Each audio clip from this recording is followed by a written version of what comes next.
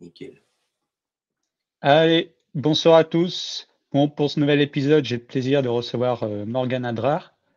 Donc, Morgan, je vais te proposer de laisser te présenter à tous ceux qui ne te connaissent pas.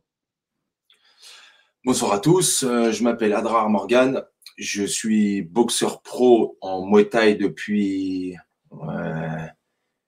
bien 10 ans. Ouais.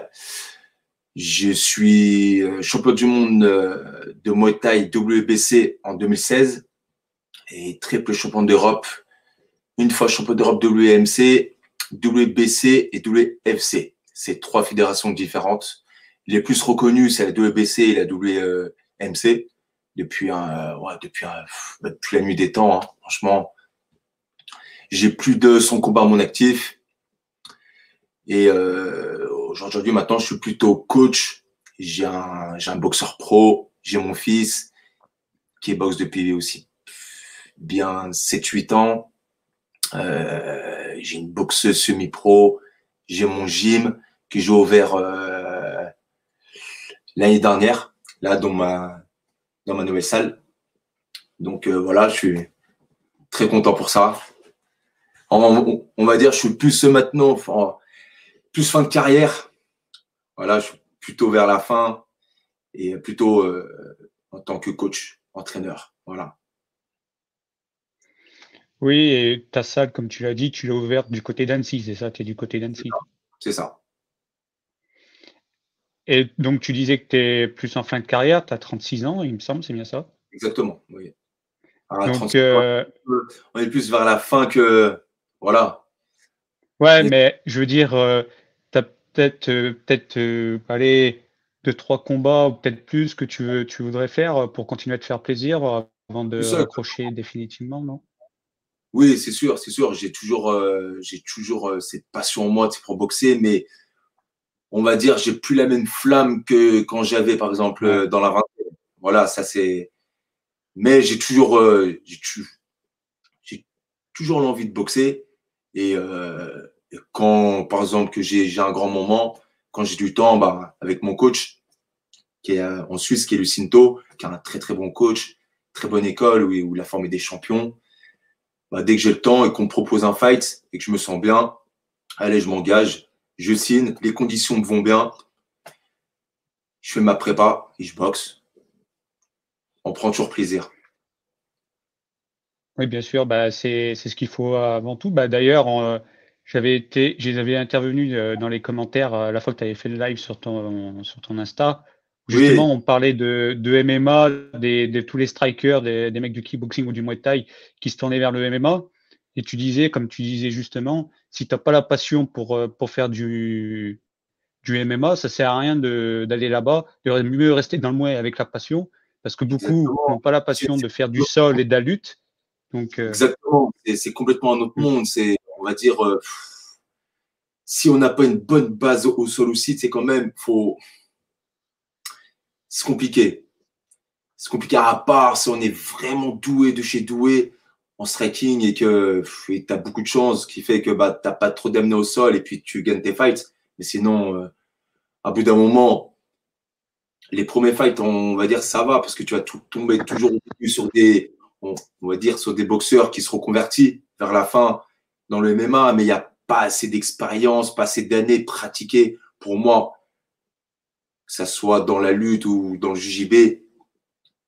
Un minimum de ces années, c'est compliqué. Parce que tôt ou tard, on va boxer sur un gars qui a au moins 5, 6 ans, 10 ans de lutte ou de JB. Là, c'est là que si on n'est pas vraiment doué dans le striking et que tu as une grande part de chance, pour moi, c'est compliqué. ben, on le voit pour les strikers, l'idéal c'est d'avoir une bonne défense de lutte et généralement ça passe comme ça, mais ouais, c'est la On va base. voir si leur adversaire, dans leur catégorie, on va dire les meilleurs de leur catégorie, ils sont leur style et le striking. Ouais, là, tu peux décrocher, tu peux Oui, oui, bien sûr. Ouais. UFC, etc. Comme par exemple McGregor. Tout s'est bien passé au début, dès qu'il a signé à l'UFC. Parce que l'UFC, c'est des strikers. Mais après quand bah, il y a eu Khabib, tout ça, bah là, on a bien vu que une une grosse base en lutte comme Tsarabi, bah, quand il y a eu des amenés au sol, celle-là, c'était. Voilà, on a tous bien vu. Ah, il y a un petit bug. Je te vois plus. Ouais, Ah, ça a bugué, c'est bon. nickel. Revenu. Voilà, comme je Ouais, je disais, te laisse finir, du coup. Ouais. pour ça, sur des fights comme ça, on a très bien vu. Si dans ta catégorie, vraiment, tu as des monstres en lutte et au sol, c'est compliqué.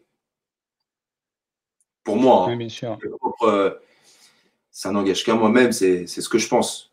Mais ouais, voilà. Après, le MMA, maintenant, on va dire, c'est plus un terme de gros show. Tu vois ce que je veux dire? C'est plus. Oui, c'est de l'entertainment à l'américaine. Exactement, c'est plus pour faire vite des gros sous. On s'imagine plein de choses dans la tête. On se dit, allez, maintenant, je me dirige dans les MMA. C'est là où moi, je vais avoir des gros sous, etc. En plus, je suis bon un peu. Et puis, on croit que c'est comme ça. Et puis, en fait, si tout se passe bien pour toi, c'est tant mieux. Mais comme j'ai dit, si tu tombes sur des monstres, c'est comme ça, c'est compliqué. Ou à part si tu es un gros showman, tu arrives à faire le show, etc., qui fait que tu plais à l'événement, au promoteur, etc. Oui, tu vas faire des sous un peu. Ça, c'est sûr, tu vois. Mais Oui, oui, voilà. si t'es la poule aux œufs d'or, Ah bah oui, tu fais vendre du pay-per-view et autres, ouais, c'est ça va ça. marcher pour toi, ça c'est sûr. Et d'ailleurs, bah, ton dernier combat, tu l'avais fait en Thaïlande, Au RWS, ouais. au RW, ouais, Ouais. au RWS. Ben, malheureusement, t'as pas gagné. Du coup, Ouvert, comme tu dis, ouvert, ouais. ouais, du coup, comme tu dis, est-ce que c'est le fait, comme tu expliquais, t'as plus cette flamme que tu n'étais Plusieurs fois. pas, c'était peut-être un jour sans pour toi ou c'était le gars qui était plus fort que toi, tout simplement? Bah, déjà, le gars, il était très bon. Bah, il n'avait pas d'absence. Il est il est dans le circuit taille. Il est toujours actif. C'est un des meilleurs du moment. Hmm. Moi, j'ai fait une grosse prépa. J'ai perdu beaucoup de kilos en peu de temps. Je venais d'arriver en Thaïlande. Ouais. On va dire, ouais, c'était un petit peu compliqué. Bon, après, moi, je suis très sportif. C'est comme ça. Voilà, il est arrivé d'entrée. Il a vite compris la stratégie. Puis, j'étais bien plus petit. Il est très grand, longiligne, des grands segments. Son style, c'est Moi, Book, voilà, il avance à base de. C'est un clincher, tu vois. Il veut vite t'ouvrir. Voilà, c'est le jeu. Après, c'est le jeu, hein. C'est comme ça. Ah oui, oui, bien sûr, bien sûr, bien sûr. Et t'as jamais eu de contact, par exemple, avec le One, tout ça, ils t'ont jamais contacté? Non, non, non. Après, je pense Non. que si j'ai un contact, si je veux boxer, c'est J-Box. C'est One, ouais. Après, le seul problème, c'est la KT. Moi, je suis à 67 kilos. Le One, c'est 65, 70. 65. Ah, je pense pas que je passerai au test d'hydratation, sachant qu'il y en a trois. Ouais, Ouais, ouais. compliqué. Hmm. Mon âge en plus maintenant, tu vois. Ouais, et puis, bah, d'ailleurs, tu as combattu un peu parce que tu pourrais le confirmer, tu as été au Thai Fight où tu avais affronté Saenchai. Et Ouais. vous avez les bandes là. Et on m'avait expliqué, Thomas Lemaire m'avait expliqué que dessous, c'était des gants de MMA. En Non, gros. c'est une bonne mitaine en mousse en fait. C'est une bonne mitaine en mousse épais Ouais, de 2 centimètres qu'on te met en dessous. Et après, on te couvre à base de laine en fait. Tu sais, c'est des fils de laine qu'on tourne et ça fait le show en fait. ouais. Après, c'est dessiné en tant qu'on dirait que c'est des cordes et tout, mais c'est de la laine. Tu vois. Hmm. Ouais, Voilà. d'accord. Ça fait chaud. D'accord, ouais, ouais. Oh, ouais. Ouais, d'ailleurs, comme je l'ai dit, tu avais affronté Saenchai, qui est une légende Ouais. de, du Techniquement, Muay. bah, Donc, ah bah oui, techniquement, ouais, Saenchai. Concha, il a ramené vraiment une grosse touche de technique dans le monde du Muay. Ah ouais, ouais. Ouais, c'était un honneur. C'était un honneur de le boxer. En 2014 à Konken. Hmm. Ben, En plus, d'ailleurs, le combat, dernièrement, Saenchai. je ressortais, j'avais ma main cassée en plus. Je ressortais du combat en Cambodge juste 2 semaines avant contre le champion cambodgien. Et je me suis recassé la main au troisième round. Et vu que j'ai fait un super beau fight, bah, on m'a proposé ma Saenchai au Thai Fight. Je peux pas refuser Saenchai. Moi, voilà, c'est même avec une main cassée, tu sais, c'est pas grave. On a fait le fight. J'étais très honoré. J'ai eu des très bonnes sensations, très excitant ouais, à ce fight. Malgré la blessure, franchement. Bah, d'ailleurs, Saenchai, tu vois, bientôt, là, il va affronter, comment il s'appelle, Boako en Bark Knuckle. Ouais. Ouais. C'est plus pour, comme on dit, pour faire le show, ça. Ouais. Bah, c'est ça. Sachant qu'on le sait tout, enfin, ceux qui savent, les puristes, il est passionné du Mouais. On sait tous que c'est du sparring. C'est des amis. C'est des amis, hein. C'est des amis depuis Ouais, je longtemps. sais, ouais. Donc, ça peut pas. Je pense pas que ça va être un vrai fight. Hein. Je pense pas. On verra bien ce que ça va donner, mais en tout cas, les deux seront gagnés, en tout cas. C'est sûr. C'est sûr. Très Mon bien. gars, un gros bagage technique. Chacun de. Voilà. Et j'aimerais qu'on revienne sur ton parcours, comment tu es arrivé au Muay Thai, par quoi tu as commencé pour en arriver où tu en es aujourd'hui. Alors, ça a commencé depuis très jeune, hein, depuis, on va dire, de mes 6-7 ans avec mon père. C'est mon père qui m'a fait voir des combats je veux dire, des films de Jean-Claude Van Damme, Bruce Lee. Et il a vu un ami à lui qui s'appelait Razak, qui travaillait avec lui. Et il était très fan des films d'arts martiaux, de combat, tout ça. Il me l'a présenté. J'allais avec mon père, chez lui. Et il me disait, bah, vas-y, tu peux choisir tous les films que tu veux, tu les gardes 2-3 semaines. Une fois que tu as fini de les regarder, tu reviens me voir, je t'en reprête. J'ai pris Bloodsport, Kickboxer, Full Contact, Le Jeu de la Mort et La Fureur de Vaincre, je crois, ouais. Et j'ai regardé, j'ai dit, mais c'est. Ouais, ça m'a passionné, ça m'a pris tout de suite. Après, mon père, il m'a inscrit au karaté Shotokan. Ouais, j'avais 6-7 ans, 6 ans. J'en ai fait 3-4 ans. J'ai bien aimé, mais on va dire ça manquait plus de contact. C'était pas assez, sachant que le karaté Shotokan, c'est à base de kata. Et il y avait que, si je m'en souviens bien, un jour dans la semaine qui était le jeudi, qu'on faisait un petit peu des combats, mais c'était pas assez, sachant que j'étais hyper actif, j'aimais bien un peu la bagarre, je me bagarrais, donc il y a encore trop, on va dire, trop d'énergie encore à canaliser. Tu comprends? Donc après, j'ai fait du Kung Fu Minchu. J'ai très bien Ouais. aimé. C'est un art martial très complet. J'en ai fait 3-4 ans. Ensuite, on va dire, j'ai eu un drame. J'ai eu le décès de ma maman. Donc après, on va dire, je suis rentré un peu dans une, on va dire, je suis renfermé sur moi-même et beaucoup de colère. Donc j'avais aussi plus de, on va dire, il fallait vite que je trouve une issue pour, on va dire, canaliser toute cette haine et cette rage en même temps. Et j'ai arrêté le Kung Fu. J'ai resté beaucoup de temps avec mon père. Je partais souvent en vacances, tout pour, on va dire, oublier un peu, c'est tout ça, ce manque de ma mère, etc. Quoi. Ça allait mieux. 2 ans après, ça allait mieux. J'ai un pote de Métais. Il m'a dit, salut frérot, ça va bien? Vas-y, dis-moi, vu que je te vois, t'es bagarre, etc. Ça dit, on passe me voir. Je m'entraîne, c'est à Full Sport, un club de boxe taille.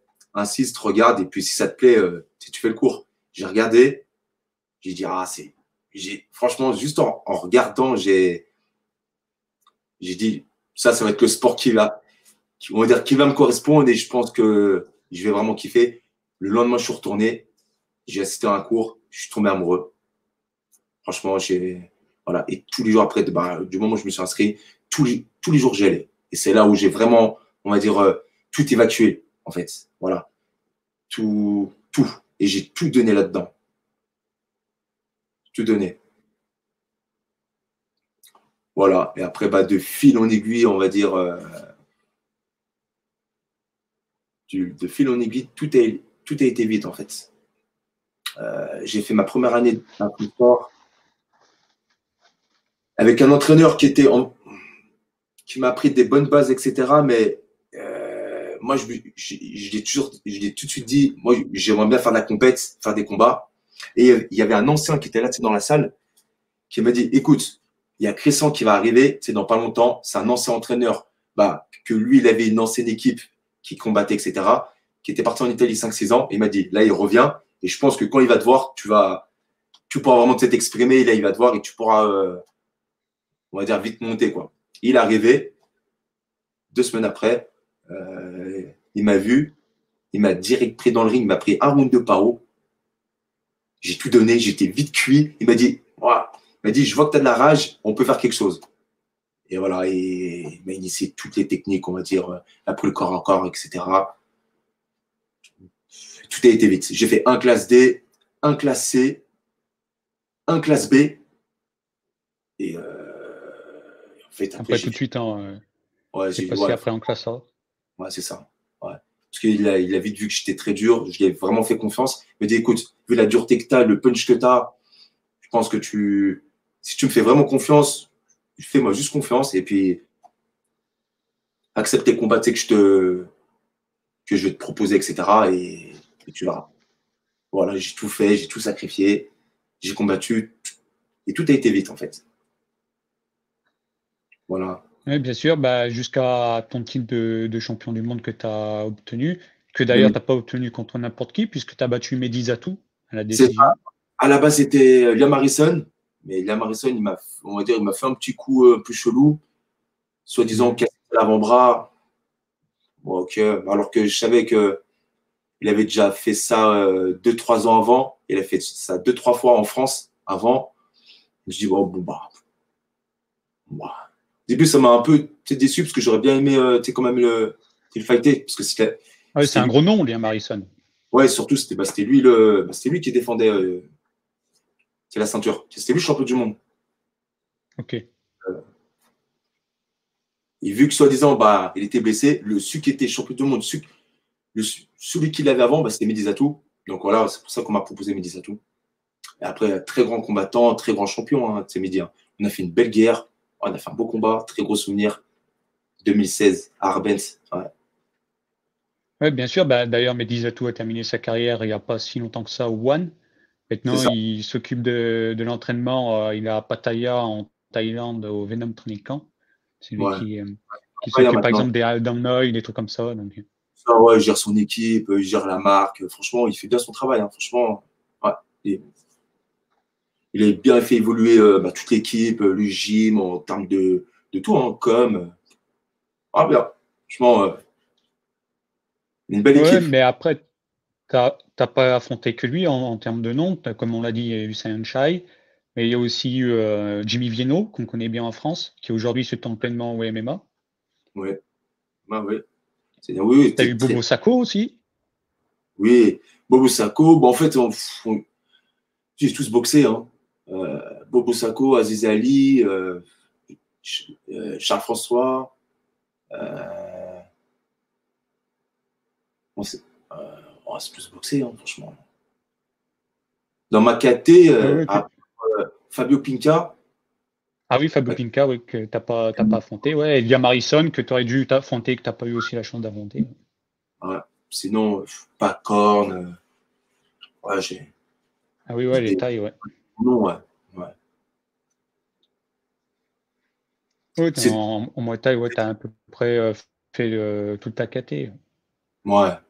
On a fait le tour. Enfin, c'est toujours été mon objectif. Hein. Bien sûr, on a affronté les meilleurs. C'est ça. Et puis, à l'époque, c'était plutôt une mentalité comme ça, à mon époque. On avait plutôt une mentalité que on pensait pas à se faire du buzz, des gros shows contre des gars plus faibles que nous, etc. On n'avait pas cette mentalité-là. Maintenant, c'est comme ça, un peu, je vois. On choisit notre adversaire. Ouais, c'est différent. Avant, c'était pas comme ça. Et la génération bien avant moi, c'était encore moins, parce qu'il n'y avait pas de réseau, c'était à base de mail. Donc vraiment, le boxeur, il savait rien du tout. C'était que le manager et le coach disaient, écoute, demain, tu boxes lui. OK, le boxeur, ne sait même pas qui c'est. Et là, il le voit juste le jour le jour de la pesée, en fait. Voilà, le jour de la pesée, OK, c'est tout. OK. Tu vois? Oui, bien sûr. Ça a changé. Mais d'ailleurs, en kickboxing, tu as fait un seul combat en kickboxing, tu n'en as pas fait plus que ça, hein, En il me semble. K1, j'en ai fait 2-3. J'en ai fait un ou deux en Italie et j'ai fait la WLF en Chine. C'était D'accord. l'ancien champion de la WLF, en plus, ouais, en 2016. D'accord. Et je voulais savoir, le K1, c'est pas quelque chose qui t'attirait particulièrement? Parce que on le dit pas assez souvent, quand les gens parlent de pied-point, mais on oublie de différencier, c'est quand même deux sports différents, hein. Les appuis sont pas les mêmes, les déplacements, tout ça, ça a rien à voir. Le K1, c'est plus explosif que le Muay. Donc, ouais, c'est quelque chose qui t'a pas plus attiré que ça. Non, j'ai préféré, quand même le Muay. Je préfère le Muay, ouais. Ouais. J'ai pas refusé les 2-3 fêtes que j'ai fait en K1 parce que je me suis dit, allez, je vais essayer. Puis, je regrette pas, hein, j'ai bien aimé, mais mon style est le Muay Thai. Ouais. Ouais. Après, il y en a Ok, beaucoup, hein, qui sont issus du Muay Thai et qui ont vraiment réussi bien dans le sûr. K1. Bah, par exemple, Boakao, franchement, 2002, 2003, 4, 5, 6, 7, 8, 9, 10, il a révolutionné le K1 dans le Grand Prix, hein, à 70 kilos au Japon. Ben, Mm. on voit aussi Yohan Lidong qui alterne les deux, hein, qui fait Ouais. K1 et Muay Thai aussi. Yuan Nidong, c'est un très grand champion, mais pour moi, son style, d'accord, il a toujours fait du Muay Thai, mais son style est plutôt kick que Muay. Tu Ouais. vois, c'est mon avis Mm. personnel, il est plutôt kick que Muay Thai. K1, quoi. Voilà.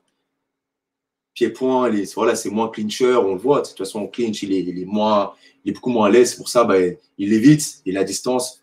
Quand il est très bonne anglaise, il a très bonnes jambes, voilà. Mais il est plus. Ouais, Voilà. un style à la Ramon Dekers, tu vois. Ramon Dekers, justement, les tailles, ils aimaient pas parce qu'il avait pas un style, Muay, sa façon de boxer. Ouais, ouais. Hmm. Grosse anglaise. Après, il a des gros middle. Au clinch, quand même, il avait du clinch. C'est ça la différence. Mon Descartes, il était bon Ouais. clinch aussi. Ouais, là, il a des bons coudes. Ouais. Il est donc plus kicker. Plus dire un gars K1, quoi. Voilà. Ben, d'ailleurs, son prochain combat, c'est en K1 qui veulent le faire face à Cyril Benzaken. Hmm. Ouais. Ouais, ça c'est bien. Ça sera Ça, c'est en bien. février 2024, oui. Ouais. Ah, c'est un beau fight. C'est bien. En kick, fallait que ça se fasse, c'était les deux, de toute façon. Bien sûr, bien sûr. Et j'aimerais qu'on revienne sur ta structure donc, que tu as créée depuis l'année dernière, comme tu as dit. Hmm. Mais le coaching, c'est quelque chose que tu fais depuis quelques années déjà? Oui, ça fait 6 ans, 6, 7 ans. 6, 7 ans, ouais. En fait, depuis, on va dire que je pratique du Muay Thai et que surtout que je suis en carrière avec mon ancien entraîneur qui est Christian, hors prépa, ça m'a toujours, on va dire, fasciné, on va dire, de savoir euh, donner des cours, enseigner, etc., etc. Pourquoi on envoie le middle de telle manière et pas comme ça. Ça m'a toujours, on va dire, je sais pas comment expliquer,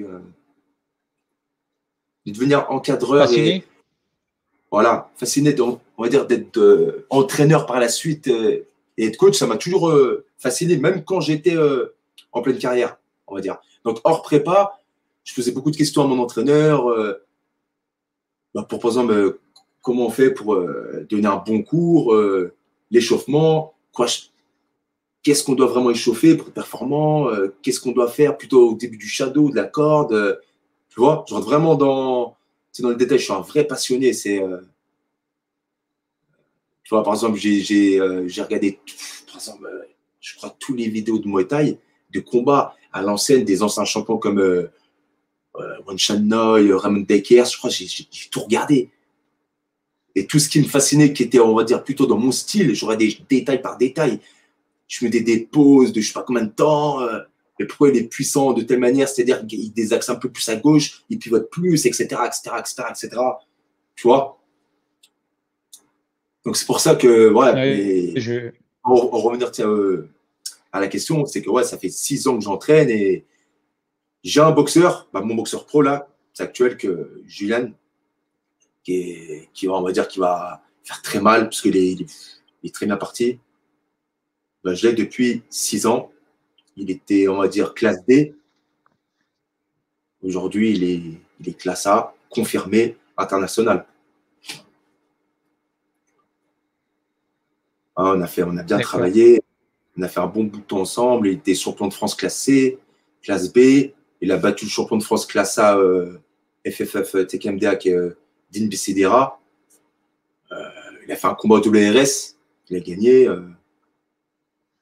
C'est un bon boxeur, c'est un très très très bon boxeur et qui promet et qui va faire très mal. Voilà. D'ailleurs, tu parles de la FFK MDA. Qu'est-ce que tu penses de leurs nouvelles règles qu'ils ont mis en place là, pour les classes B et les classes A? Franchement, j'ai regardé des stories de loin, qu'il y en a beaucoup qui se plaignaient. Wow. J'ai pas trop rentré dans les détails, mais ouais, j'ai juste vu de loin. Wow. C'est compliqué. Ils font n'importe quoi là. Enfin, Ouais, et puis pareil, la FFKMDA en ce moment, il y a aussi les histoires là, que Romain Molina a révélées il n'y a pas si longtemps, mais là le dossier il va le sortir bientôt. Là. Donc là aussi, ouais, je pense que. ouais, c'est un peu le bordel en ce moment la FKMDA. Moi, j'étais plutôt dans la FMT. De Joe Prestia, justement, qui a été créé par Joe Prestia, la FMT. Ouais, moi, après, je suis aussi dans la FKMDA, mais plutôt parce que faut bien que mon boxeur aussi boxe. C'était Julian, il faut qu'il boxe dans Oui, les bien fédérations. sûr. Et c'est une très bonne fédération aussi, hein, la FKMDA. Hein. Mais là, depuis peu, avec toutes ces histoires, c'est chiant, c'est relou. Ouais, ben, tu parles d'être licencié dans les deux fédérations. Je sais que Rodrigo Alomos fait la même chose parce que ça permet justement à ces boxeurs d'affronter les mecs dans chaque fédération et de vraiment être le meilleur dans le pays, quoi. Exactement. Et au moins, voilà, ils boxent, ils ont plus de dates. S'il y a moins de dates dans une fédé, j'espère qu'il y en a plus de dans l'autre. Sachant qu'ils sont différés, les deux, ça tombe pas en même temps. Donc, c'est le top, quoi. Au moins, ils boxent, ça fait de l'expérience. C'est ça le plus important. C'est qu'il faut. Le futur, il faut qu'ils boxent. Voilà, nos jeunes, c'est l'avenir. Donc, faut qu'ils boxent. Et quand on voit des histoires comme ça, wow, c'est relou. Ouais, c'est sûr. Okay.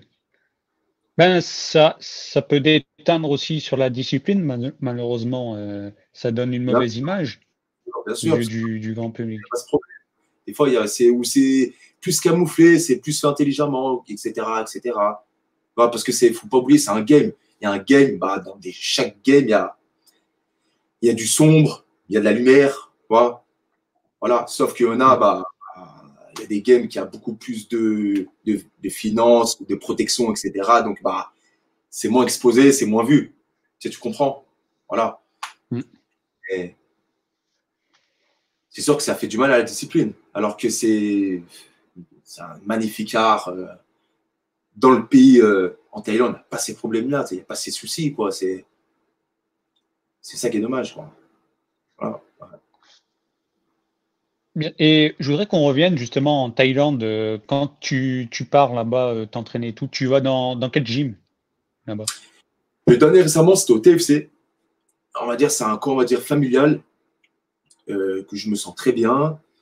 En plus, je connais une boxeuse qui est là-bas, Cindy Sylvestre, qui est une très grande boxeuse.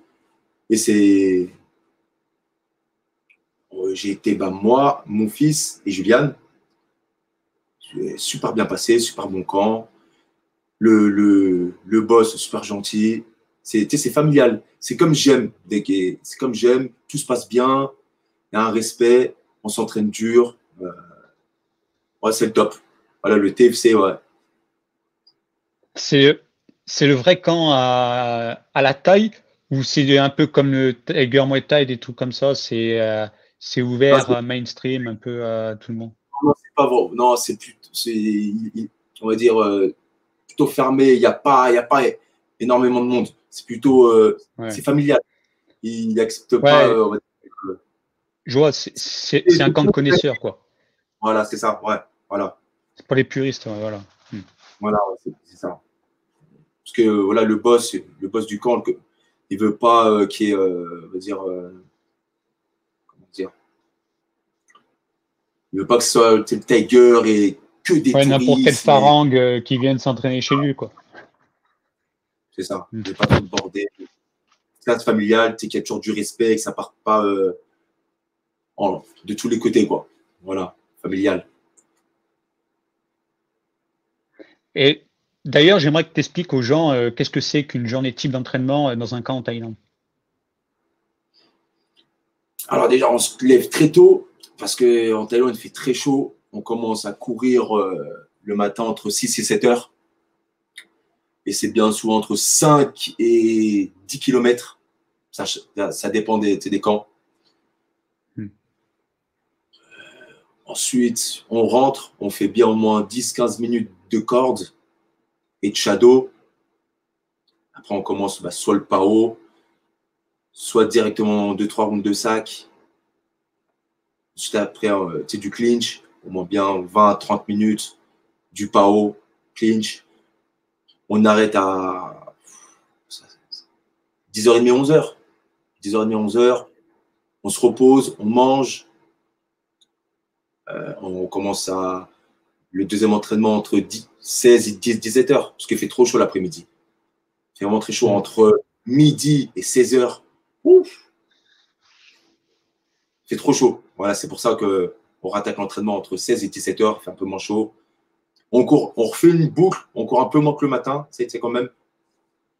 Et le même schéma. Hein. Si on a commencé par plutôt le clinch le matin, on va commencer par le PAO. Ensuite, de la technique, un peu de sparring. S'il y a de la prépa, s'il y a de la prépa, c'est PAO et sparring. PAO, clinch, sparring. On finit par 2-3 rounds de sac. Renforcement. 3-4 séries au moins de 5 séries de 20-30 pompes. 5-6 séries de 20 tractions. Du tirage de nuque pour le renforcement des cervicales, tout ça. Voilà, c'est une journée très éprouvante. On doit vraiment bien se reposer, bien manger, respecter vraiment les heures de repos. Sinon, on comprend très vite que si on ne respecte pas ça, on ne tient pas. On ne peut pas tenir la semaine. Voilà, et ça, du lundi au vendredi. Et dans la semaine, il n'y a qu'un jour de repos. Voilà, donc voilà. Après, hors prépa, c'est sûr qu'on va dire, hors prépa, on s'entraîne vraiment tous les jours, mais les séances sont moins intensives. Ce qui est logique aussi. Parce que si on n'est pas en prépa et puis on s'entraîne matin et soir comme des Spartiates, on n'est pas des robots, on est des corps humains, on va plutôt s'abîmer que toujours progresser. Tu comprends? Voilà, c'est. On met vraiment notre. On s'inflige vraiment des souffrances à notre corps quand on est en préparation. Voilà, matin et soir. En prépa, on fait plutôt ce qu'on doit travailler. Si on doit travailler plutôt de l'anglais, du coup d'œil, de la lecture, voilà. On va combler plutôt là où on est plutôt, on va dire, moins bon.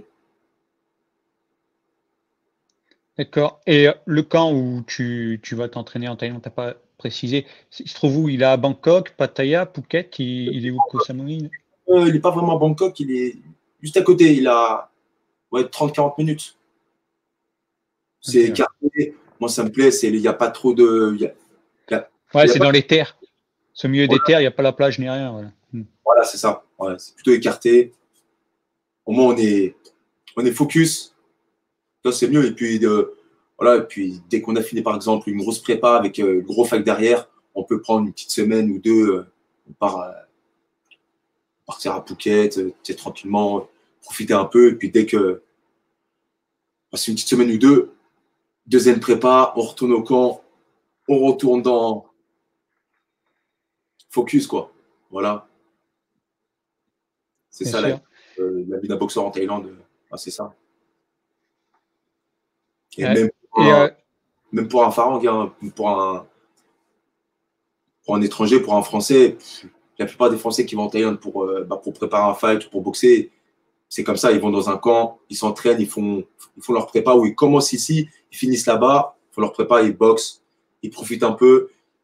Après, là, tout dépend du temps qui reste, s'il reste une année ou pas. Voilà, c'est toujours le même schéma, hein. Après un fight, ils se reposent un peu. S'il y a des blessures, ils se soignent, ils se rentraînent, ils boxent. Ah, ils vivent à la taille, de toute façon. C'est ça. Il n'y a que ça pour vraiment progresser aussi, hein. On va pas se mentir, hein. Ouais, bien sûr. Voilà, faut boxer. Il faut s'imprégner, il faut boxer, pas qu'en France, bien à la source aussi, qui est en Thaïlande, quoi. Voilà. Ouais, bien Obligé. sûr. Bah, d'ailleurs, c'est quelque chose que tu conseillerais à tous les pratiquants de Muay Thai, c'est d'aller au moins une fois dans sa vie aller en Thaïlande. Ah, obligé, obligé, ouais. On est obligé d'aller à la source. Si tu es un vrai passionné, c'est obligé. Par exemple, si tu es un vrai passionné, c'est du son, c'est de la musique, tu es obligé d'aller en Amérique. Toi, si tu es un. Hmm. Comme tout. Voilà, c'est. Et j'aimerais qu'on revienne, tu as parlé donc de ton boxeur Julian, et comme tu as dit, tu as ton fils, Liam, Ouais. c'est ça qui tourne. Tu as aussi d'autres jeunes, tu as dit que tu avais une féminine. Si tu pouvais nous raconter leur parcours, parce que je crois savoir que ton fils, il est pas trop mal, hein, là, il est en train de pas mal monter en ce moment. Là, mon fils, le 24 octobre, il fait un titre mondial amateur à Rome, au X Factor, je ne sais plus le nom de la X Factor Championships à Rome. Donc, voilà, il est en prépa, il est au charbon, avec son pote Jawed, qui est aussi, il a très vite grimpé, il promet.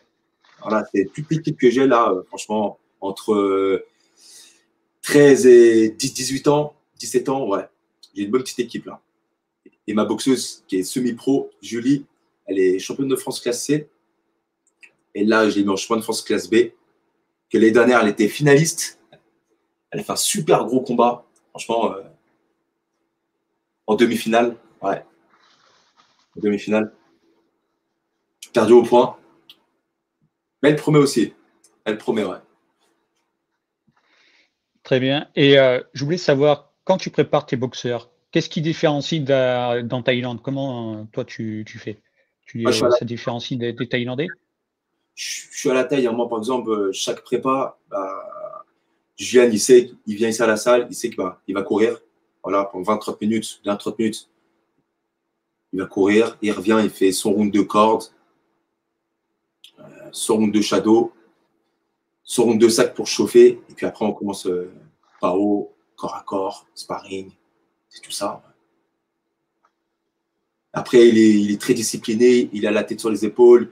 C'est un jeune qui est très intelligent. Donc, j'ai pas besoin de. On va dire, j'ai pas besoin de le dire, ouais, comme ça, je suis obligé de répéter, etc. etc. Il est très. Il a la tête sur les épaules, très discipliné. Voilà, c'est parce que moi, une personne, on va dire, qui est indisciplinée à bout d'un moment, qui est ingérable, moi, je ne peux pas être avec moi. Il ne peut pas boxer pour moi, quoi. Ouais, je vois, je pense que tu as dû en croiser qui sont venus à ta salle, des gens qui voulaient combattre, mais qui n'étaient pas assidus aux entraînements, et puis voilà, quoi. Franchement, hein, ils voient tous les amis de tous les jeunes que j'ai, il y en a beaucoup qui s'inscrivent, parce qu'ils voient leurs potes bons, qui maîtrisent bien, qui boxent, et ils disent, vas-y, je vais faire pareil. Mais ils ne réalisent pas. Ils ne se rendent pas compte qu'eux, ils sont là déjà depuis 2 ans, ils sont là tous les jours, c'est des vrais passionnés. Ils ne se rendent pas compte de ça. Donc, ils font leur cours d'essai. Et puis, il y en a beaucoup, ils disent, oh putain, c'est ça en fait. Ah ouais, c'est dur, hein. Je dis, bah oui, mais t'as cru que c'était quoi? Tu regardes. Tu vois, c'est. Voilà, c'est. En plus, on prend des coups, c'est pas. C'est voilà, c'est. Il y a les coups, il y a aussi l'alimentation, puisque c'est un sport à catégorie de poids, donc il y a tout ça qui fait que ça le rend compliqué. À respecter. Si déjà tu as une hygiène de vie, que tu en as vraiment, tu t'en fiches de ça, tu manges que des bonbons, tu es en mode tacos, kebab, tout ça, soda. Bah, tu vas vite comprendre. Si tu commences à être passionné, et tu manges très mal, etc., tu vas vite te comprendre. Toi, tu vas manger ça, tu vas t'entraîner, tu vas vite comprendre, tu vas prendre des fois quand tu vas passer en sparring, en clean, tu vas prendre un petit confort, un petit, hein, mais juste précis, juste avec l'alimentation, tu sais, c'est trop toxique, tu vas tomber, tu vas dégueuler, là tu vas comprendre. Tu vois, et grâce à tout ça, bah, si tu accroches et que tu aimes vraiment, tu vas faire le sacrifice. Je veux dire, tu vas faire le minimum, quoi. Pour juste au moins bah, finir ton cours, finir l'heure. Tu vas commencer à comprendre bah, qu'il faut courir un minimum aussi pour habituer à ton cœur, parce que c'est un muscle. Donc, si tu n'habitues pas à ton cœur déjà à courir, etc., qui est une base, c'est une base, tu vois. Donc, si tu ne pratiques pas les bases, c'est pas possible, en fait. Il y a des bases à respecter que tu dois pratiquer tous les jours. Si tu ne le fais pas, c'est pas possible. Ben, si tu fais pas ça, tu peux pas tenir un round, hein. On le voit, le cardio, au bout d'un moment, Ouais, en déjà plus, dans un round et tout, tu ressors évidemment, essoufflé, c'est un truc de dingue. juste courir, pour moi, c'est propre à moi. Courir à allure normale, ça t'aide juste à pouvoir faire la pratique. Tu vois ce que je veux dire? Oui, D'aller justement. où ton cours tranquille sans de période intensive où on monte le cœur, etc., etc. Ça te permet de faire le cours. Alors maintenant, si Ouais, tu de as pouvoir enchaîner au sac, de pouvoir faire du paro, si tu fais pas ça, tu peux pas enchaîner. c'est ça, et tous les jours. Parce que tu comprends très vite, bah, t'arrêtes, tu fais un jour d'entraînement, t'arrêtes 2, 3 jours, tu reprends, ça fait trop mal ça. Le fait d'arrêter, bah, tu t'entraînes dur. Ouais. Dans 2 jours, tu vas avoir des courbatures, ça va faire très mal. Bah, ça va te saouler au bout d'un moment. Et si tu reproduis toujours le même schéma, bah, au bout d'un moment, je sais que tu peux pas être un vrai sportif. Tu vois, parce que chaque fois que tu vas recommencer, ça va tellement piquer, bah, tu diras laisse tomber quoi. Tu vois ce que je veux dire? Donc, si tu es un vrai sportif, bah, t'arrêtes pas. Parce que tu sais que si tu arrêtes, va se passer quoi? Il y en a beaucoup, ils arrêtent, ou ils sont à fond une semaine ou un mois, et tu ne les revois plus pendant 2, 3 mois, ils reviennent, ils disent, ouais, cette fois-ci, ok, bon, allez, je suis à fond cette fois-ci, ok, allez. Ils viennent 2, 3 jours, une semaine, ces 2 semaines, tu ne les revois plus pendant un mois, ils reviennent et c'est toujours pareil. Et chaque fois qu'ils reviennent, bah, ils souffrent, ils souffrent, ils souffrent. Bah, parce que c'est normal. Ouais. Réguliers, ils ne sont pas disciplinés. Entre-temps, ils ont bouffé de la merde, etc. Ils ont vécu ce qui est normal. Quand tu vis, bah, tu bois, tu vis, quoi. Tu vois, et tout ça, bah, c'est toxique aussi en vrai. Quand tu commences à pratiquer sérieusement ton sport, surtout la boxe, qui n'est pas un sport collectif, là c'est individuel, tu comprends tout de suite. Tu vois? Bien sûr, ouais. Bien sûr. Et d'ailleurs, bah, il y a aussi après la gestion de blessures, hein, parce que tu peux Oui, avoir justement un combattant qui s'est blessé, il n'a pas été là pendant 1 ou 2 mois, et ça aussi, c'est pas exactement. facile aussi à se remettre. Tu as une mauvaise hygiène de vie, tu manges mal, c'est pas équilibré, il n'y a pas de protéines, pas de, pas de calcium, etc., etc., etc. Bah, tu as le corps faible. Tes os, ils vont. Tu peux pas tenir, quoi. Tu vas tomber vite Mm. malade, on va te donner des low kicks, tu vas t'en prendre 2, 3, tu vas avoir mal, ça va te casser, etc. C'est pas possible. Mauvaise Et alimentation, tu peux pas oui, tenir. ça fait partie du tout, ouais, bien sûr. Exactement. Tu bois Et, pas d'eau, tu vas vite avoir des crampes, c'est infernal, c'est pas mm. possible. Et je voulais savoir, toi, sinon, au niveau des blessures, les grosses blessures, tu as été épargné par ça? T'en as pas eu? Si j'ai eu quand je me suis cassé ma main à mon Oui, premier. à ta main, mais après, niveau tibia, tout ça, t'as jamais eu fracture? Non, ça va, si je me suis cassé la cheville quand j'étais petit. J'avais Ah, d'accord. j'avais 9, 9, 9, 10 ans. Ouais, voilà. Je me suis cassé la cheville gauche, ma main. Voilà. Ah, c'est plus loin. Mâchoire, tout ça, bon, ça va, quoi. Fracture. Ouais, Ouais, donc, ouais, t'as été, grosso modo, ouais, pas mal épargné quand même par certaines blessures, ouais, ça comme va. certains, ou des fois, quand les côtes qui cassent, ou le tibia. Généralement, les mecs qui se cassent le tibia, pour revenir, c'est compliqué. Bah, souvent, ceux qui Mentalement, ça laisse des traces. c'est souvent dans un mauvais cutting. C'est le cutting. Voilà, si tu te dessèches trop, tu perds par exemple 10 kilos la veille de ton fight, ce qui est arrivé à un boxeur que j'ai boxé qui est un très bon boxeur, qui est venu, c'est un ami aussi, bah, voilà, je sais que c'est arrivé, quoi. C'est arrivé. Oui, bien sûr. Tu sais, la veille, voilà, ça a envoyé un low kick, blocage, terminé. Le tibia est terminé. Puis hier, hein, ça, c'est depuis aussi, c'est pareil. Hein. C'est obligé. Parce que tu perds tellement de poids, tu te sèches, et même tes os, tout l'eau de tes os, si tu n'en as plus, genre du fight, tu envoies un middle, blocage, il est tellement sec, crac, c'est terminé. C'est pour ça que le One, leur système des 2 pesées, c'est plutôt bien ça pour les combattants. Oui, c'est sûr. Au moins, tu sais, tu peux pas tricher, quoi. Si tu fais un gros cutting et. Non, ça passe pas. Parce qu'il y en a beaucoup, hein, il faut des gros cuttings. Wow. Le lendemain, ils ont Ouais. déjà pris 7-8 kilos, tu vois. Recharge, c'est direct, hein. Ah ouais, hein. Un jour, 7-8 kilos, bah, comme des gars, c'est des MMA. Wow. Je crois les plus gros cuttings que j'ai vu. Ah ben, des en Muay Thai, les gens ils se rendent pas compte, tu vois. Quand il y a le clinch et tout, si le mec fait 8 kilos de plus que toi, tu le sens hein, en clinch, hein, quand il vient te coller. À partir de, franchement, du 3e round, ouais, quand ça commence à se durcir, ouais. Là, au clinch, là, tu commences à, ouais. Tu sens le poids de l'adversaire. Ouais. Si t'as pas un gros bagage technique pour suivre tout ça, c'est mort. Ah ouais, c'est cuit. C'est cuit, ouais. Et, bah écoute, Morgane, on va arriver vers la fin de l'entretien. Je vais te laisser le mot de la fin si tu as quelque chose à dire en particulier. Bah, ça m'a fait très plaisir d'avoir fait cette interview, c'est Thibaut. Franchement, et longue vie à toi et à ta chaîne YouTube. J'espère qu'un jour on se croisera. Et à très vite, bien sûr, mais j'espère aussi, ouais. On se sent toujours j'espère aussi, ouais. On se suit. Voilà. Bien sûr.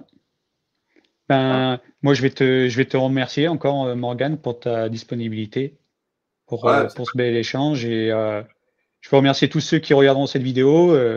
Donc, n'hésitez pas à partager, à vous abonner, à liker.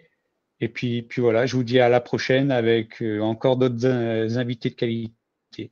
Voilà. Encore merci à tous et au revoir. Merci à tous, merci à toi. Merci.